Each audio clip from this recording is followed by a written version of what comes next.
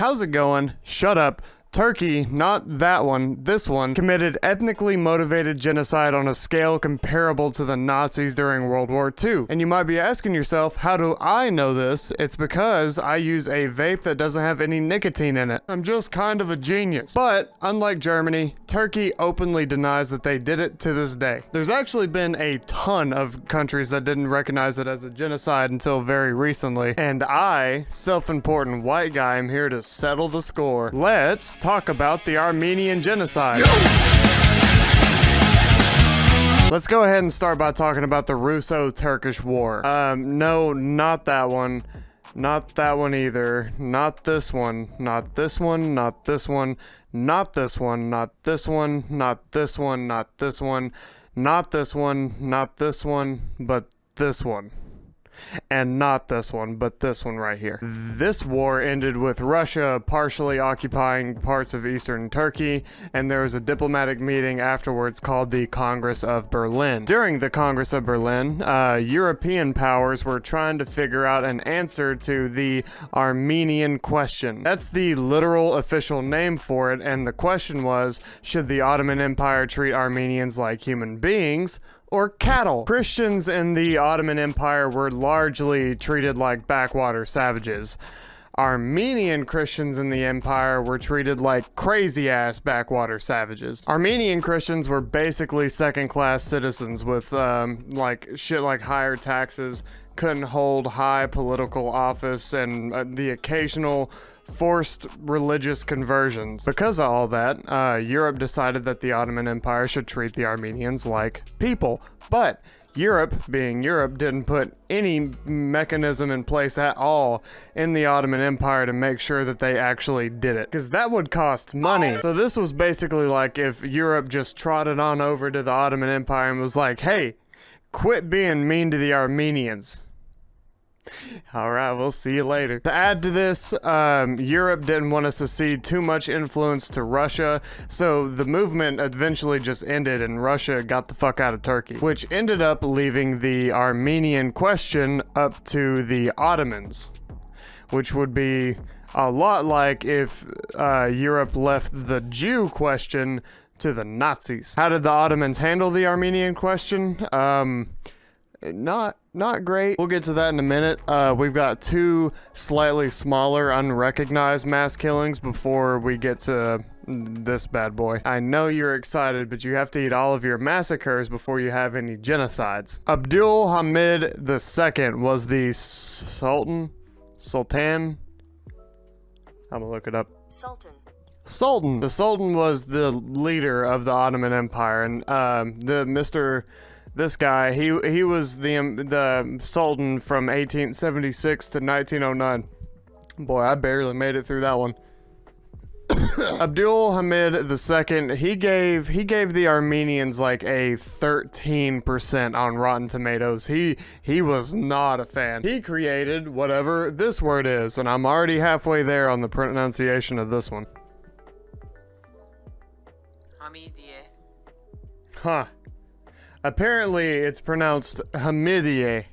Hamidian. It's pronounced Hamidian. That wasn't even in the top 10 of ways that I would have pronounced that. Sultan Abdul Hamid II created the Hamidiye. The Hamidiye were a state-sanctioned group of various tribes that were in the local area. This one, to be exact. The Hamidiye were given express permission from this cutie to kill, rape, and rob Armenians. Europe still wasn't a fan. They once again told the Ottomans to stop, and then once again, believe it or not, didn't do shit to stop them. So after all the violations of human rights that the Armenians were going through, they decided to assemble in Constantinople to petition for human rights, or at least human right reforms within the Ottoman Empire. It was an attempt to be treated better within the Ottoman Empire and to not, be killed on sight.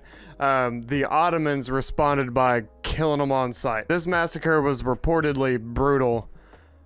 I don't know why I wrote that. I don't know of a massacre that was ended in peace. Fuck it, we read it like we wrote it. This massacre was reportedly brutal.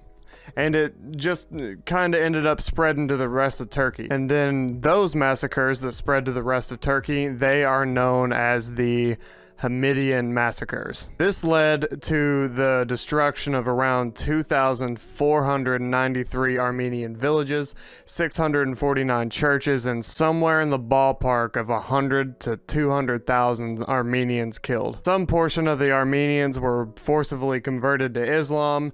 Not to change the subject or make light of the situation at all, but that meant a lot of men had to be circumcised with 19th century medical equipment in a country where a decent portion of the population doesn't fucking like you. And understatement of the year, this meant a whole new life for the women. They were literally just shoved into a brand new life with people they didn't know, because all the people that they did know are now fucking dead. And with a whole new set of traditions that they didn't understand, to put it lightly, the Hamidian Massacres, it was a big one. But not the biggest. The biggest genocide was done under these guys. This group was called the Young Turks. No, not that one, this one. And they were a nationalist group inside the Ottoman Empire. They will be the ones in charge of the Ottoman government for the entire rest of the story. We will get to why these guys decided to name a news company after them at the end of the show. So the Young Turks were not happy with how Sultan Abdul Hamid II was running shit at all. So they couped him.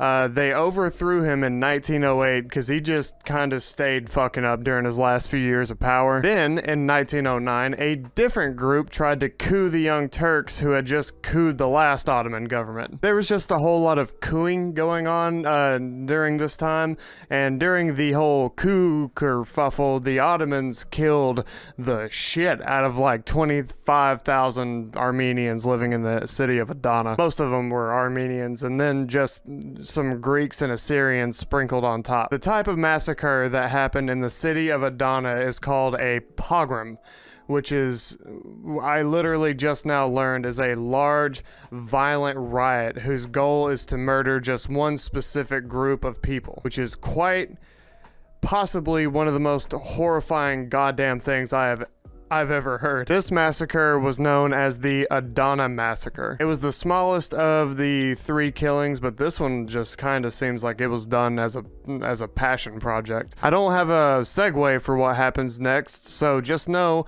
we're talking about the Balkan War now. No, not that one.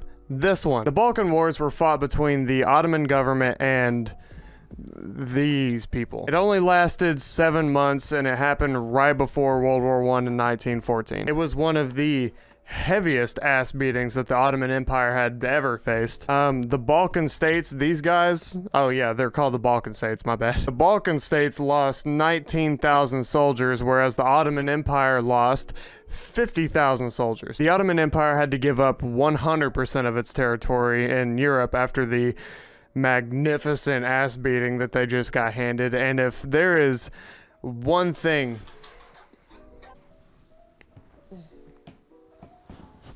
hello? What you doing? If you need anything, holler. Okie dokie, you too. Okay. Bye-bye. Bye. So anyway, genocide. I was talking about the Balkan Wars. Ottomans got their ass beat. They had to give up all the territory in Europe.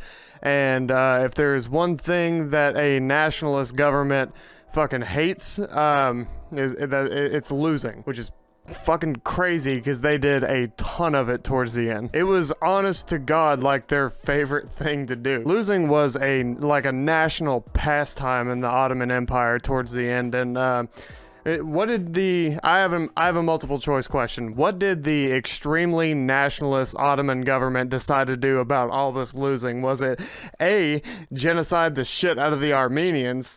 Correct! Turkey didn't immediately start killing the Armenians on sight. They started by saying that they were just deporting the Armenians, which is technically true if they meant that they were deporting the Armenians to heaven. like with Jesus and afterlife stuff. Because during this deportation, about 1 million Armenians, 700,000 Greeks, and 250,000 Assyrians were killed by the Ottoman Empire directly. This event is known as the Armenian Genocide. The rest of this video might not be funny, or it might be. I'm kinda hilarious. I don't know. The Greeks and the Assyrians both have names for this event, such as the Greek Genocide and Sayfo. I think that's how you pronounce it. But they all fall under the same genocidal policy of the Armenian Genocide, and that's what it's collectively, one of those two words, that's what it's collectively known as. You're probably wondering, like, how or why all these people were killed during just a deportation. If we look at a map of the deportation routes for more than a second, you'll notice a couple things. One, they were deported into the Black Sea.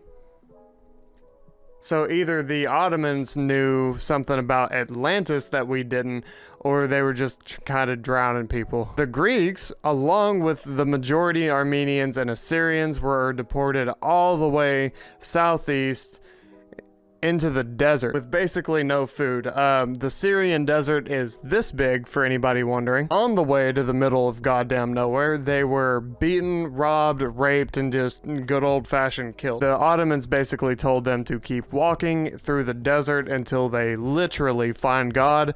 The Ottomans had no intentions of anybody living through this journey. 100,000 to 200,000 Armenian women and children were forcibly converted to Islam via threat of death. Also, one pretty damning piece of evidence that I just now saw on this map that helps confirm the validity of this genocide is that they had concentration and death camps. It's estimated that nearly 2,000 years of Armenian civilization and history were destroyed in Turkey. And one thing to keep in mind with all this is that this was happening during World War I. Nobody had chemical weapons or other efficient ways of killing people back then. The Armenians, the Greeks, and the Assyrians were all killed by the tried and true but very slow methods of mass killings, such as starvation, beating, and just good old-fashioned murder. It was a slow and gruesome process, to put it lightly, and Turkey denies that this was a genocide. The Turkish government and a decent portion of its civilians maintain that this was nothing more than a deportation. The Turkish government actually goes so far as to say that not only was this not an extermination of the Armenian people, but also, if anything bad did happen, it was the Armenians' fault. They are and were quite literally using the "nuh-uh" and "well, he started it" defense as a way to not take responsibility of the grisly murder of over like 2 million people. The reason they do this is because obviously you don't want a genocide on your hands unless completely avoidable. I mean, I zipped my pants up a little too quick after taking a piss, and I will say with confidence that the wet spot on my leg is because I splashed water on myself washing my hands. Forget about me admitting to killing 2 million people. The whole goal of this genocide was to enforce pan-Islamism and make Turkey a homogeneous state. I don't think I said that right. They were trying to make Turkey a homogeneous state, and they very much so succeeded. So to say that the Ottoman Empire and the Young Turks committed racially motivated mass murders would be a huge slap in the face to Turkey. It would be so much of a slap in the face, in fact, that Turkey built a monument to they were commemorating the Turkish people that were innocently killed by the genocidal Armenians. And I didn't say that incorrectly. There is literally a narrative in Turkey where they say that instead of Turkey committing genocide, it was actually the Armenians that committed genocide against the people of Turkey. And they built this to acknowledge it. The Armenian genocide is not taught in schools. It's actively lobbied against, and Turkish citizens that do publicly recognize that the Turks did commit one of the top 5 racially motivated genocides in recorded human history. Those citizens face prosecution on the grounds of they are insulting Turkishness. The denial of this genocide is directly responsible for violent conflicts that are going on to this day. This is highly debated amongst some some historians. I'm not one of those, but according to some of them, Adolf Hitler has been quoted saying, "Who, after all, speaks today of the annihilation of the Armenians," when he was talking about what should be done about the Jews. Historian Stefan Ehring believes that there is a considerable amount of evidence that the Nazi worldview was highly inspired by the Turkish Revolution and how the Young Turks handled the Armenian question. Whether or not all that is true is still up for debate for historians.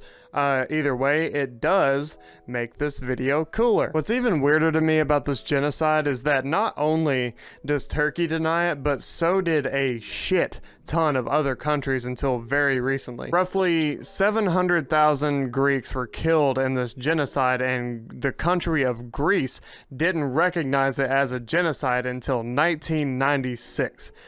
Which would be a lot like if you got shot in the face and then refused to admit it for like 80 years. The United States didn't even really recognize it until 2019, and one person still doesn't. Guess who? How'd you know? There's a ton of countries that didn't recognize what happened in Turkey as a genocide, and the guy who came up with the word genocide was describing the events that took place in Turkey during the Armenian Genocide. Everybody has their own reasons to not recognize this as a genocide.